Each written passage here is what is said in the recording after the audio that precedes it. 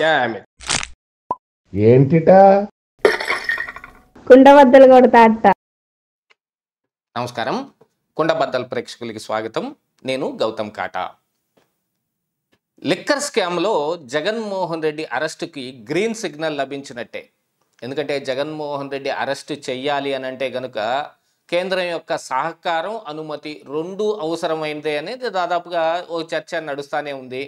దాంతోపాటుగా మరి కేంద్రంలో ఉన్న బీజేపీ పెద్దలు ఏమనుకుంటున్నారు అనేది కూడా పరిగణలోకి తీసుకోవాలనేది చంద్రబాబు నాయుడు గారి ఆలోచన.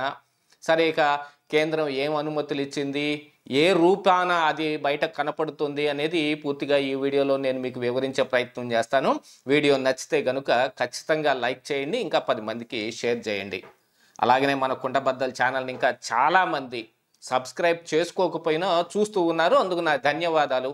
కాకపోతే ఇమీడియట్గా సబ్స్క్రైబ్ చేసుకున్నారంటే నోటిఫికేషన్ల ద్వారా చాలా త్వరగా నా వీడియోలు మీ దాకా చేరతాయి. So please subscribe our Kundabaddala channel.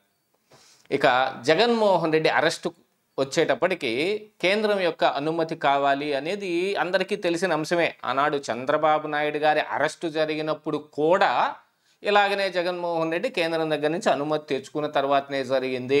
అందుకోసమే చంద్రబాబు నాయుడు అరెస్టు వెనక బీజేపీ ఉంది అని 2 తెలుగు రాష్ట్రాలే కాదు, ప్రపంచవ్యాప్తంగా తెలుగు మాట్లాడే వాళ్ళందరూ ఆ రోజున అదే మాట మీద నిలబడ్డారు. సరే, ఇప్పుడు జగన్మోహన్ రెడ్డి అరెస్టుకి వచ్చేటప్పటికి చంద్రబాబు నాయుడు అరెస్టుకి జగన్మోహన్ రెడ్డి అరెస్టుకి పొంతనైతే ఏం లేదు. ఆ రోజున అరెస్టు ముందుగా చేసేసి తర్వాత ఆధారాల కోసం వెతుక్కుంటూ అవి ఎక్కడా దొరక్క కొన్ని పొసగని వాటన్నిటిని పొన్నవోలు సుధాకర్ రెడ్డి కట్టుకథలన్నీ హైకోర్టులో చెబుతూ బెయిల్ రాకుండా చేయడానికి అనేక రకాలైన ట్రిక్కులు వీటన్నిటిని వాడుతూ అది వేరే కథ. కానీ ఇక్కడ జగన్మోహన్ రెడ్డి అరెస్ట్ దగ్గరకు వచ్చేటప్పటికి ఈ లిక్కర్ స్కామ్లో దరిదాపుగా సిట్టు విచారణ పూర్తయిపోయినట్టుగానే కనిపిస్తోంది. అనేక రకాలైన ఆధారాలు సిట్టుకు దొరికేశాయి. దాంతోపాటుగా చాలామంది అరెస్టు, రాజకేశ్రెడ్డి అరెస్ట్ దగ్గర నుంచి మొదలు పెడితే చెవిరెడ్డి భాస్కర్ రెడ్డి అనుచరులు ఒక 2 నార్త్ ఇండియాలో అరెస్ట్ చేసిన దగ్గర దాకా మొత్తంగా చూస్తే ఇందులో ఎన్ని విభాగాలుగా వీళ్ళు స్కామ్ చేశారో అన్ని విభాగాలుగా వీళ్ళ దగ్గర ఆధారాలు కూడా ఉన్నాయి. ఇక దీంతో పాటుగా ఈడీ కూడా ఇందులోకి ఎంటర్ అయ్యింది. ఎందుకంటే ఇంత పెద్ద మొత్తంలో మనీ లాండరింగ్ జరిగినప్పుడు ఖచ్చితంగా ఈడీ ఎంటర్ అయి తీరాల్సిందే. అందుకని ఈడీ కూడా ఎంటర్ అయింది. కాకపోతే ఆంధ్రప్రదేశ్ రాష్ట్రంలో ఈడీ ఎంటర్ అయింది అనగానే కొంతమందికి అనుమానాలు బయలుదేరతాయి. బీజేపీ ఇందులో కలగజేసుకొని ఈడీని పంపించడం ద్వారా కేసుని డైల్యూట్ చేసేస్తారు, జగన్మోహన్ రెడ్డి దాకా ఈ కేసు వెళ్లకుండా చేస్తారు. ఇక పాత సిబిఐ ఈడీ కేసుల్లాగానే ఇది కూడా ఒక మూలక పడి ఉండటమే తప్ప జగన్మోహన్ రెడ్డి అరెస్ట్ ఎప్పటికీ ఉండదు అనుకునే వాళ్ళకి ఒకంత ఈ ఈడీ ఎందుకు వచ్చిందనేది ఇప్పుడు వివరించాలి. ఈడీ పెద్ద మొత్తంలో ఇక్కడ మనీ లాండరింగ్ కనపడుతుంది కాబట్టి ఈడీ ఎంటర్ అయింది.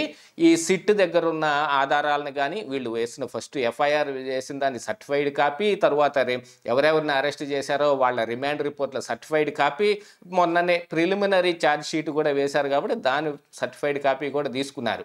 ఇక ఈడీ వంతు ఎందుకు వచ్చింది ఇక్కడ అనంటే పెద్ద మొత్తంలో మనీ ఇతర దేశాలకు కూడా వెళ్ళటం మూలాన ఇతర దేశాలకు వెళ్ళి అరెస్టు చేసే అవకాశం కానీ లేకపోతే అక్కడ విచారణ చేయాల్సిన ఇది కానీ సిట్టుకి పరిమితులు తక్కువగా ఉంటాయి. కాబట్టి ఈడీ ఎంట్రీ ఇందులో ఖచ్చితంగా చంద్రబాబు నాయుడే కోరుకున్నాడు అనేది కూడా బయటకు తెలియవస్తున్న నిజమైతే ఇందులో ఇప్పుడు ఈడీ తన పనిని ఇక చిన్నగా మొదలుపెట్టేసింది. ఈ ఛార్జ్ షీట్లు ఇవన్నీ తెప్పించుకున్న తర్వాత ఇప్పుడు prevention of money laundering act కింద కొంతమందిని విచారించడానికి నోటీసులు కూడా జారీ చేశారు. హైదరాబాదులో ఈడీ కేంద్రంగా మరొకసారి విచారణ జరగబోతోంది. ఇది మనీ రూటింగ్ని మొత్తమే. ఇప్పుడు ఇక్కడ లిక్కర్ స్కామ్లో వచ్చేసి దాదాపుగా ఈ సిట్టు తేల్చింది ఏమిటి, ఈ ఆర్డర్లు ఇచ్చే విషయంలో అంటే ఈ లిక్కర్ పాలసీని తయారు చేసే దాని దగ్గర నుంచి అంతిమ లబ్ధిదారు దాకా డబ్బు ఎలా వెళ్ళింది అనేది మొత్తం అంతా చెప్పుకుంటూ వస్తే ఇప్పుడు ఈడీ ఈ మనీ ఎక్కడెక్కడ ఎవరెవరి ద్వారా ఏ ఏ రూపాల్లో వచ్చాయి అనే దాని మీద చేస్తూ దుబాయ్కి తరలి వెళ్ళింది. కానీ ఇప్పుడు ఆల్రెడీ ఒక 4 నిందితులు దుబాయ్లో ఒక అపార్ట్మెంట్లో దాక్కుని ఉన్నారని, దానికి ఓనర్గా ఉన్న ఇప్పుడు ఈ శ్రవణ్ రావును కూడా నిన్న సిట్టు విచారణ చేసింది. వాళ్ళు అక్కడ ఉన్నట్టుగాను తనకి తెలిసినట్టుగానే ఆయన వాంగ్మూలం కూడా ఇచ్చాడు. ఇంకా 2 థాయిలాండ్లో దాక్కొని ఉన్నారు అనే విషయం కూడా ఈ రోజున బయటకు వస్తుంది. మరి వీళ్ళందరినీ అరెస్ట్ చేసి తీసుకొని రావాలంటే రెడ్ కార్నర్ నోటీస్ ఇష్యూ చేసో, లేకపోతే ఈడీ తరపు నుంచో, లేకపోతే సిబిఐని కూడా ఇందులో ఇన్వాల్వ్ చేసి సిబిఐ ద్వారా మరి ఇంటర్పోల్ని యాక్టివేట్ చేసుకుని వాళ్ళని పట్టుకొని రావాల్సిన అవసరం ఉంది. మరి అలాంటిది ఫోన్ ట్యాపింగ్ కేసులో కూడా మీరు చూసారంటే ఒక అధికారి వెళ్ళి అమెరికాలో దాక్కుని రాకుండా ఉంటే దానికి ఏ పద్ధతులు పాటించాల్సి వచ్చిందో అందరికీ తెలిసిందే కదా. అలాగనే ఇక్కడ ఇప్పుడు దుబాయ్లో దాక్కుని ఉన్న ఆ నిందితుల్ని కానీ థాయిలాండ్లో ఉన్న ఈ నిందితులను కానీ పట్టుకొని రావాలంటే ఖచ్చితంగా సిబిఐ, ఈడీ, కేంద్ర ప్రభుత్వం ఇటు సహకారం ఎంతో అవసరం. ఎందుకంటే సిట్టుకున్న పరిమితులు వేరే, ఈడీకి సిబిఐకి ఉన్న పరిమితులు వేరే. దాంతోపాటుకి ఇప్పుడు ఈ prevention of money laundering act కింద కనుక తీసుకుంటే అటాచ్మెంట్ చేసేటప్పుడు దాంతోపాటుగా ఇప్పుడు ఏదైనా ఒక వ్యవహారాన్ని ఈడీ కూడా ఫైండ్ అవుట్ చేసి అందులో ఇంత జరిగింది, ఈ ఆస్తులు ఇవి ఇక్కడ కనపడుతూ ఉన్నాయి, వీటిని అటాచ్ చేయాలి అని అనుకుంటే ఇమీడియట్గా అటాచ్ చేసే అవకాశం ఈడీకి ఉంటుంది. దాంతోపాటుగా అవి ఏ రూపంలో వచ్చాయో అవి ఎలాగా దీంట్లోకి ఇన్వాల్వ్మెంట్ లేదో ప్రూవ్ చేసుకోవాల్సింది నిందితులుగా ఆరోపింపబడుతున్న వాళ్ళ బాధ్యత.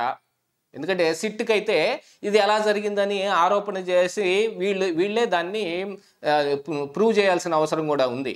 అంటే అరెస్టుల విషయానికో మిగతా దానికో వచ్చేటప్పటికి ఇంకా ఫైనల్గా అంతిమ లబ్ధిదారు జగన్మోహన్ రెడ్డే. ఎందుకంటే మిథున్ రెడ్డి అరెస్టు ద్వారా బయటకు వచ్చిన అంశం అది. ప్రిలిమినరీ ఛార్జ్షీట్లో కానీ మిథున్ రెడ్డి రిమాండ్ రిపోర్ట్లో కానీ ఈ జగన్మోహన్ రెడ్డి గారి గురించి వివరాలు మొత్తం సిట్టు వివరించింది.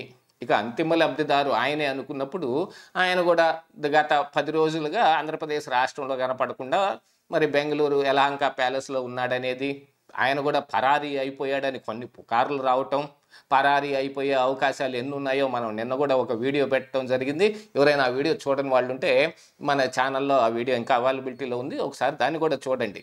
ఇక జగన్మోహన్ రెడ్డి పాస్పోర్ట్ అయితే కోర్టు దగ్గర ఉంది కాబట్టి విదేశాలకు వెళ్ళే అవకాశం లేకపోయినా కానీ మరి ఇతరత్ర ఏ రూపాల్లో ఇక్కడ, ఎందుకంటే అనేక రకాలైన మార్గాలు ఎన్నో ఉన్నాయి, వాటన్నిటినీ వీళ్ళు ఎప్పుడు అన్వేషిస్తూ ఉంటారు కాబట్టి లుక్అవుట్ నోటీస్ కూడా జారీ చేస్తే బాగుంటుందేమో అనే ఒక ఆలోచన కూడా ఇప్పుడు సిట్ దగ్గర ఉంది. మరి రెడ్ కార్నర్ నోటీస్ ఇష్యూ చేసి దుబాయ్లో ఉన్న నిందితులను పట్టకరావటానికో, లేకపోతే ఇప్పుడు మరి లుక్అవుట్ నోటీసులు జారీ చేయటానికో ఇలా మరొక పక్కన ఈ ప్లాన్ నడుస్తుంటే ఇంకొక పక్కన ఈడీ వచ్చి ఈ నిందితులందరినీ విచారణలో చేయటానికి ఆ మనీ రూటింగ్ను మొత్తాన్ని వాళ్ళు కూడా అసెస్మెంట్ చేయడానికి పూనుకుంది అని అంటే కనుక ఖచ్చితంగా కేంద్ర హోంశాఖ నుంచి గ్రీన్ సిగ్నల్ వచ్చినట్టే. ఎందుకంటే బీజేపీ ఇక్కడ జగన్మోహన్ రెడ్డి తోటి గతంలో ఉన్న అనుబంధం కానీ వాళ్లకున్న స్నేహబంధం కానీ ఎలాంటిది అనేది అందరికీ తెలిసినప్పటికీ వాళ్ళు కూడా ఒక రాజకీయ పార్టీయే కాబట్టి వాళ్ళకు కూడా అవసరమే ముఖ్యం, వాళ్ళకి అధికారం వాళ్ళ దగ్గర ఉండటమే ముఖ్యం. కాబట్టి జగన్మోహన్ రెడ్డి అయితేనే, చంద్రబాబు నాయుడు అయితేనే, పవన్ కళ్యాణ్ అయితే, లేకపోతే ఇంకో కొత్త పార్టీ వస్తేనే ఇక్కడ ఉన్న సీట్లు గంపగొత్తగా వాళ్ళకి అప్పచెప్పే వాళ్ళు కావాలి. దానికి ఇక జగన్మోహన్ రెడ్డిని వాళ్ళు వదిలించేసుకోదలుచుకున్నారనేది అయితే కనపడుతోంది. కేంద్ర హోంశాఖ నుంచి కూడా దాదాపుగా గ్రీన్ సిగ్నల్ వచ్చినట్టుగానే అర్థమవుతోంది. జగన్మోహన్ రెడ్డి అరెస్టు అతి త్వరలో ఉండబోతుందనేది మాత్రం పక్కా వాస్తవం లాగా కనిపిస్తోంది. ఇదే ఈరోజు కుండబద్దలు.